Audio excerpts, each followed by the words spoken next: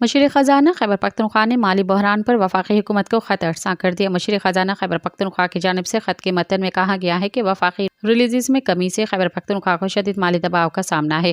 مالی سال 2025-26 کے لیے 157 ارب روپے سرپلس ہدف خطرے میں پڑ گیا ہے۔ وفاقی حکومت نے مالی سال 2025-26 کے پہلے 6 ماہ میں کم فنڈز جاری کیے۔ وفاقی حکومت کی جانب سے بروقت فنڈز کی عدم فراہمی سے صوبائی مالی نظم و ضبط متاثر ہوا۔ ضم اضلاع کے لیے 292 ارب روپے مختص کیے گئے، جبکہ 6 ماہ میں صرف 54 ارب روپے جاری کیے گئے ہیں۔